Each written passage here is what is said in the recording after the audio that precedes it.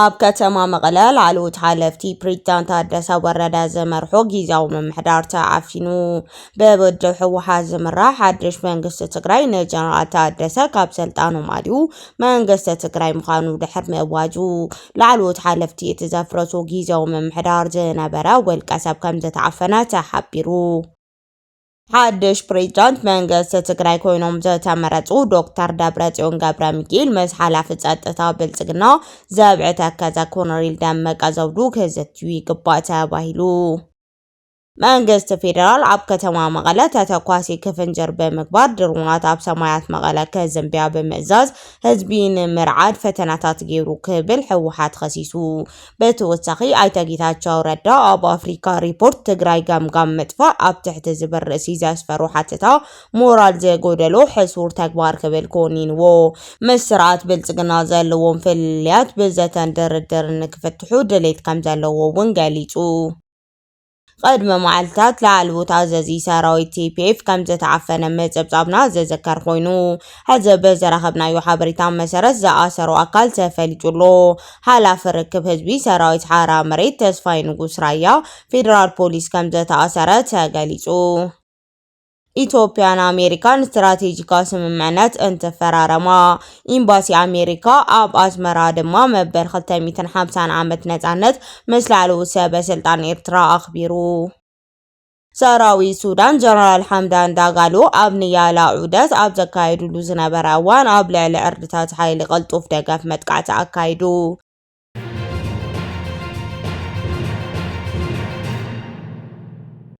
ሰላም ጨና የሃበለይ ተኸታተልቲ ትግርኛ ዜና ነሳሳዝናዮም ዜናታት በቀንድ ነጥብታት ፈልግናዮ ለና ንሰናይ መከታተልኩም ብኽብረ በመዕዳም ናብ ዘርዘሮም ከነስግራኩም።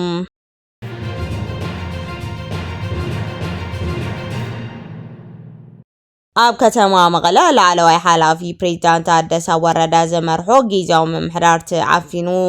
ብውድብ ህወሓት ዝምራሕ ሓድሽ መንግስቲ ትግራይ ንጀነራል ታደሰ ወረደ ካብ ስልጣን ኣልዩ መንግስቲ ትግራይ ምዃኑ ድሕር ምእዋጁ ላዕለዎት ሓለፍቲ እቲ ዘፍረሶ ጊዜያዊ ምምሕዳር ዝነበረ ውልቀ ሰብ ከም ዝተዓፈነ ተሓቢሩ። ሓላፊ ፕሬስ ሴክሬታሪ ቢሮ ፕሬዝዳንት ትግራይ ዝነበረ ዶክተር ገብሩ ካሕሳይ ካብ ገዝኡ ተዓፊኑ ከም ዝተወሰደ ጸብጻባት ኣቃሊዖም። ሓላፊ ፕሬስ ሴክሬታሪ ቢሮ ፕሬዝዳንት ጊዜያዊ ምምሕዳር ትግራይ ዝኾነ ዶክተር ገብሩ ካሕሳይ ትማል ምሸት ብሓይልታት ጸጥታ ከም ዝተዓፈነ ተገሊጹ። ዶክተር ገብሩ ካሕሳይ ኣብ ከተማ መቐለ ፍሉይ ሽሙ ዲያስፖራ ተባሂሉ ኣብ ዝጽዋዕ ከባቢ ካብ ዝርከብ መንበር ገዝኡ ብሓይልታት ጸጥታ ከም ዝተወሰደ ምንጭታት ኣቃሊዖም። ዶክተር ገብሩ ካሕሳይ ኣብ ዝተፈላለዩ ሓለፍቲ ዘገልግል ኮይኑ ኣካያዲ ስራሕ 104.4 FM መቐለ መንበሩ ይዝከር። ብድሕሪኡ እውን ምክትል ሓላፊ ቢሮ ጉዳይ ኮሚሽን ትግራይ ኮይኑ ካገልገል ጸኒሑ እዩ። ኣብዚ ሕዚ እዋን ድማ ሓላፊ ፕሬስ ሴክሬታሪ ቢሮ ፕሬዝዳንት ትግራይ ኮይኑ እንዳሰርሐ ከሎ ተዓፊኑ ተወሲዱ ዘሎ። ከሳብ ሕዚ ዜና ነዋድድ ዳጊት ዝተሓዘሉ ምክንያት ዘለሉ ህላው ኩነታት ብወግዕ ዝተፈለጠ ነገር የለን። ዶክተር ገብሩ ካሕሳይ ብምክንያት እታ ኣብ ቤት ጽሕፈት ፕሬዝዳንት ዝብል ናይ ጊዜያዊ ምምሕዳር ማሕበራዊ ሚድያ ጀነራል ታደሰ ወረደ ንዝሃቦ መግለጺ ብምልጣፍ ከም ዝተኣሰረ ግምት ይወሃቡ ኣለው።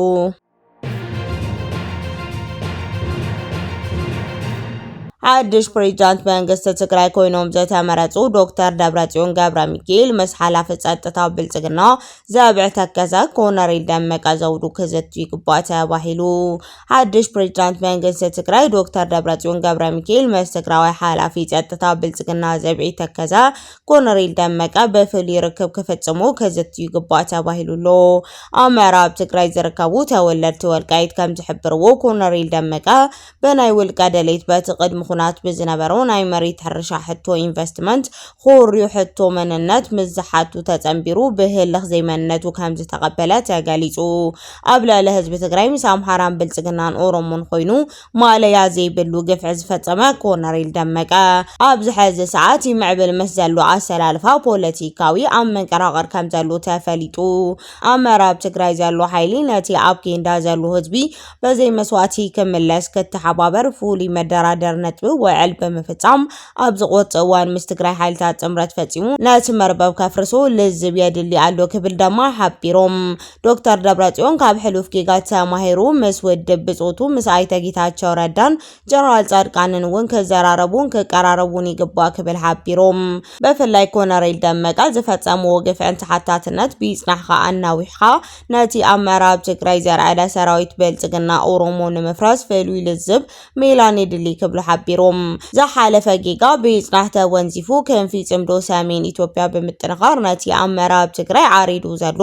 ብኣምሓራ ዘብዕ ተከዘ ዝተዓሰበ ሰራዊት ብምፍራስ በዘይ መስዋዕት መሬት ተመዛበልቲ ንምምላስ ዘይተለመደ ፖለቲካዊ ምትዕጻፍ ርክብ የድሊ ክብሉ እቶም ምንጭታት ገሊጾም መንግስት ፌደራል ኣብ ከተማ መቀለ ተተኳሲ ክፍንጀር ምግባር ድኑራት ኣብ ሰባያት መቀለ ከዘንቢ ብምግባር ህዝቢ ንምርዓድ ፈተና ገይሩ ክብል ህወሓት ከሲሱ በተወሳኺ ኣይተ ጌታቸው ረዳ ኣብ ኣፍሪካ ሪፖርት ትግራይ ኣብ ገምጋም መጥፋ ኣብ ዝብል ትሕቲ ርእሲ ዘስፈርዎ ሓተታ ሞራል ዝጎደሎ ሕሱር ተግባር ክብሉ ኮኒኖምዎ ህወሓት ኣብ ዘውፅኦ ወግዓዊ መግለጺ ብኣስታት 2.8 ሚልዮን ህዝቢ ዝተመረጸ ቤት ምክሪ መንግስቲ ትግራይ ካብ 27 ሚያዝያ 2018 ዓመተ ምህረት ጀሚሩ ስርሑ ከም ጀመረ ኣፍሊጡ እቲ ቤት ምክሪ ፈላሚ ጉባኤው ብምክያድ ፕሬዝዳንት ኣፈ ጉባኤ ምክትል ኣፈ ጉባኤ ብምምራጽ ዝተፈላለዩ ወሳኒ ዲፕሎማሲያዊ ስጉምትታት ከም ዘጽደቀ ገሊጹ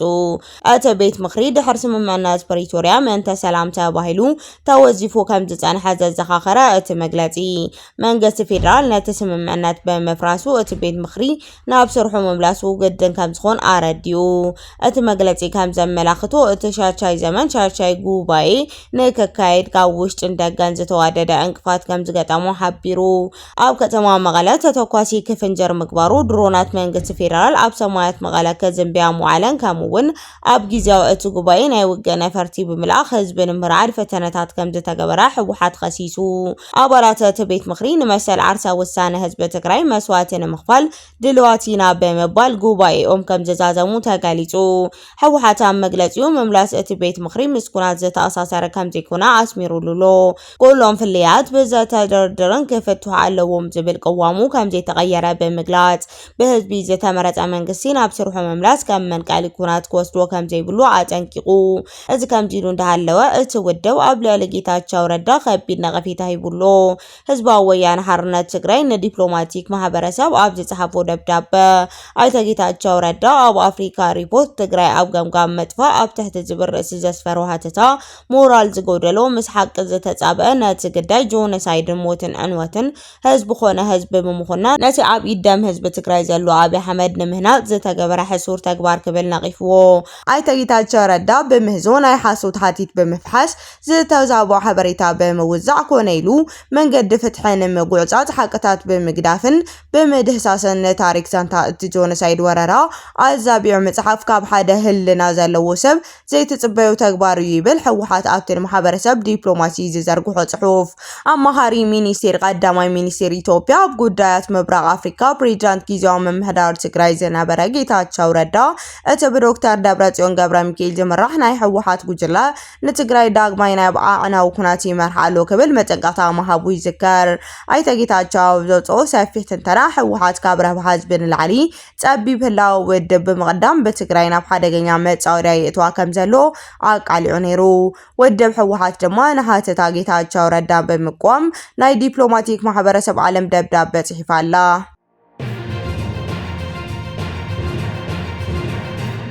ሓላፊ ርክብ ህዝቢ ሰራዊት ሓራ መሬት ተስፋይ ንጉስ ወዲ ራያ ዝኣሰሩ ኣካል ተፈሊጡ ቀድመ መዓልታት ላዕለዎት ኣዘዚ ሰራዊት TPF ከም ዝተዓፈነ መጸብጻብና ዘዘከር ኮይኑ ብመን ከም ዝተኣሰረ ኣበይ ከም ዘሎን ኣይተገለጸን ነይሩ ህዝቢ ብዝረኸብናዮ ሓበሬታ መሰረት ግን ተስፋይ ራያ በፌደራል ፖሊስ ከም ዝተኣሰረ ተገሊጹ እቲ ብሌተናል ጀነራል ጻድቃን ገብረትንሳኤ ሓዊሱ ዋና ኣዛዚ ሰራዊት ሓራ መሬት TPF ጀነራል ገብረዝገብሄር በየነ ወዲ አንጥሩ ጽዕንቶ ከም ዝበጽሖ ኣብ ምግላጽ ዝቐነየ መስራቲ ሓራ መሬት ተስፋይ ንጉስ ራያ በፌደራል ፖሊስ ተታሒዙ ከም ዘሎ ናይ ቀረባ ሓበሬታ ኣመላኺቶም ኣብ ውሕስ ቦታ ከም ዘሎ ዝተገለጸ ተስፋይ ንጉስ ራያ ምኽንያት መሰሪኡ ድማ በዝምልከቱ ኣካል ኣብ ቀረባ ዓላዊ ክኸውን እዩ ክብል እቶም ፍልፍላት ወሲኾም ገሊጾም ኣብ ሓራ መሬት መዝነቱ ሓላፍ ርክብ ህዝቢ ሓይሊ ሰላም ትግራይ ዝነበረ ተስፋይ ንጉስ ወዲ ራያ ኣብ ቀረባ እዋን ካብ ሓላፍነቱ ንግዚኡ ድሕሪ ምውጋዱ እዩ ኣብ ቀይዲ ከም ዝወዓለ ዝግለጽ ዘሎ ተስፋይ ንጉስ ራያ ኣብ ትሕቲ ቀይዲ ከም ዝወዓለ ዝሕብር ጸብጻብ ዋላዳ ይውፃ እምበር ክሳብ ሕዚ ሰዓት ብዝረኸብናዮ ሓበሬታ መሰረት ተስፋይ ንጉስ ንምንታይ ዕላማ ከም ዝተኣሰረ ኣመልኪቱ ዝተኻወ ወግዓዊ መግለጺ የለን ተስፋይ ንጉስ ወዲ ራያ ኣብ ልዕሊ ጀነራል ጻድቃን ጀነራል ገብረዝገብሄር በየነ ወዲ አንጥሩ ብቅሉዕ በሚዲያ ኣብ ዘቕረቡ ተሪር ነቐፌታ በተወሳኺ ቅድመ ኣዋርሕ ሰራዊት ሓራ መሬት ሚልዮናት ብር ወጻኢ ገይሩ ከም ዝሃነጾ ክሳብ ሕዚ ብገንዘብ ዝሓገዙ ኣካል ከም ዘየለን ከማረር ተሰሚዑ ነይሩ እዩ እንተኾነ ኩነታት ማእሰርቲ ተስፋይ ንጉስ ወዲ ራያ ኣመልኪቶም ዝወጹ ዘሎ ሓበሬታ በፌደራል ፖሊስ ኣብ ቀይዲ ውዒሉ ካብ ዝብል ወጻኢ ማእሰርቱ ምስ ሰራዊት ሓራ መሬት ማለት እውን መስቶም ተቃወምቲ ከም ዘስምዖም ዝጸንሐ ኣካላት ዝተተሓዘ ድዩ ካልእ ምክንያት ኣለዎ ክብል ክሳብ ሕዚ ዜና ኣዋዲድና ኣብ ነውፃናሉ ሰዓት ዝተፈለጠ ነገር የለን ኣብ ቀጻሊ ኣብዚ ጉዳይ ኣመልኪቱ ሓድሽ ሓበሬታ ምስ ዝህሉ ናባኹም ክነቐርብ ምዃንና ክንሕብር ንፈቱ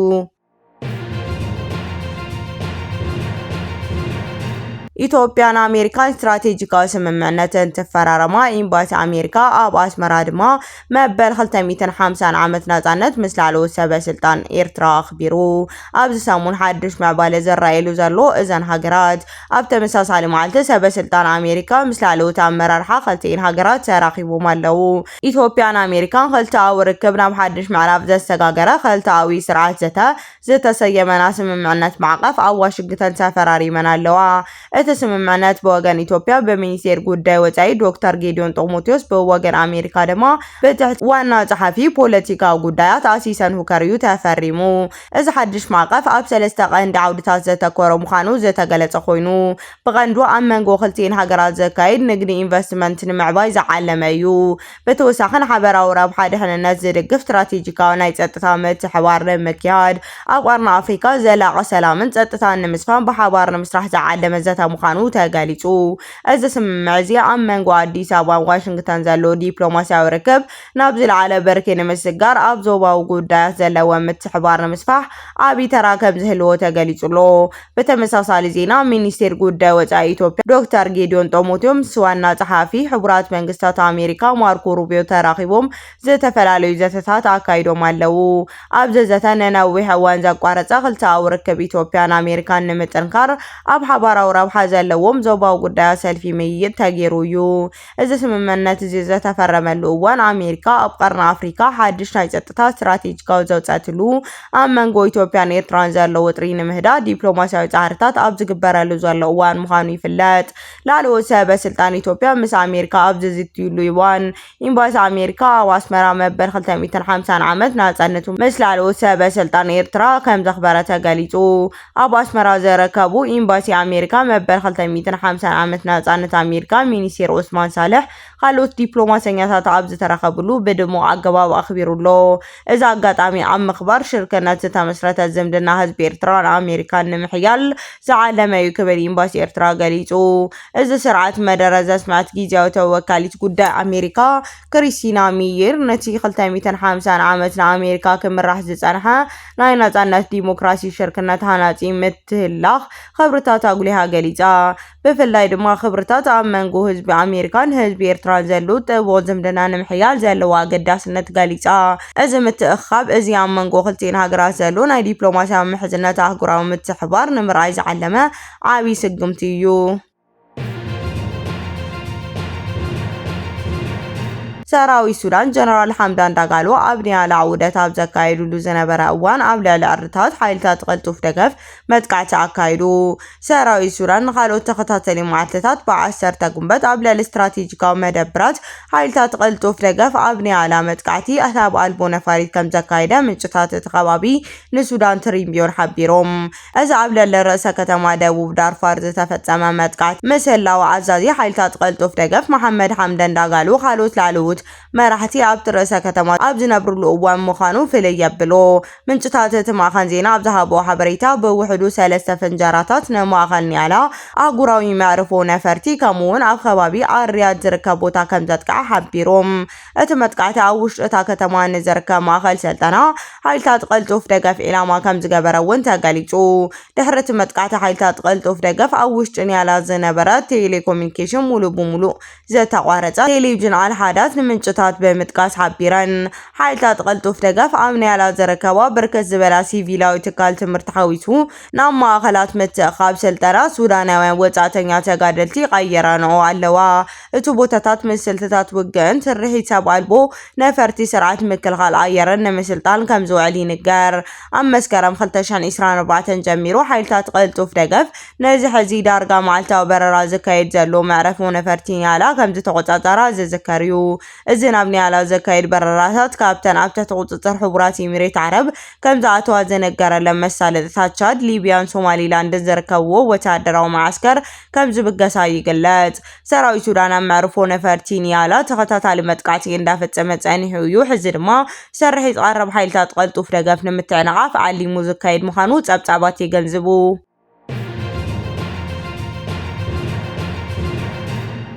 ቻይና ኣብ እዋናዊ ቅልውላው ማእኸላይ ምብራቕ ዘለዋ መርገጺ ንምግላጽ ሰሪር መግለጺ ኣውፂኣ። ፕሬዚዳንት ሕቡራት መንግስቲ ኣሜሪካ ዶናልድ ትራምፕ ኣብ ቤጂንግ ንዘካይዶ ወግዓዊ ናይ ስራሕ ምብጻሕ ቀዲሙ መንግስቲ ቻይና ኣብ ጉዳይ ቅልውላው ማእኸላይ ምብራቕ ዘለዎ ጽኑዕ መርገጺ ዘንጸባርቕ መግለጺ ይብሎ። ወሃቢ ቃል ሚኒስቴር ጉዳይ ወጻኢ ቻይና ከም ዝገለጹ ቤጂንግ ምስ ኢራን ዘለዋ ዲፕሎማስያዊ ርክብ ኣብ ምጥንኻር ሃናጺ ዝኾነ ግድኣ ክትቕጽል ምዃና ኣረጋጊጹ። ኩሎም ዝምልከቶም ወገናት ኣብ ወተሃደራዊ ግጭት ተቆጢቦም ንዲፕሎማስያዊ ዘተ ቅድሚያ ንክህቡ ድማ ጻውዒት ኣቕሪቡ። ቤጂንግ ኣብ ልዕሊ ትካላት ነዳያን ንግዳዊ ትካል ቻይና ብኣሜሪካ ዝተነበረ እገዳ እዚ ስጉምቲ ግቡእ ዘይኮነ ናይ ሓደ ወገን ጸቕጢ ክትብል ድማ ገሊጻቶ። ብተወሳኺ ቻይና ናይ ውሽጢ ሃገር ኩባንያ ነቲ ብወጻኢ ሃገራት ዝነብር እገዳ ንከይትግብሩ ዝእግድ ናይ ምክልኻል ደንብታት ብወግዒ ኣብ ስራሕ ኣውዒላቶላ። ቀዳማይ ሚኒስቴር እስራኤል ቤንያሚን ኔታንያሁ ቻይና ንኢንዱስትሪ ሚሳኤል ኢራን ትድግፍ እያ ክብል ንዘቕረቦ ክሲ ቤጂንግ ውድቕ ገይራቶላ። ብተወሳኺ ፖለቲካዊ ክስታት ዞባዊ ወጥሪ የጋድዱ እዮም ክትብል ኣጠንቂቓ። ፕሬዚዳንት ዶናልድ ትራምፕ ካብ ጉንበት 5 ክሳብ 7 ኣብ ቤጂንግ ዘካየዱ ዑደት ኣብ መንጎ ክልቲአን ሃገራት ዘሎ ዝምድና ዓብይ ጽልዋ ክህልዎ ትጽቢት ይግበር። ኣብ ጻንሒቶም ድማ ብዛዕባ ጸጥታዊ መስመር ሃርሙዝ ዞባዊ ምርግጋእ ናይ ኢራን መደብ ኒውክሌር ዝምልከት ምስ ላዕለዎት መራሕቲ ቻይና ብዝርርብ ክመያየጡ ምዃኖም ተፈሊጡሎ።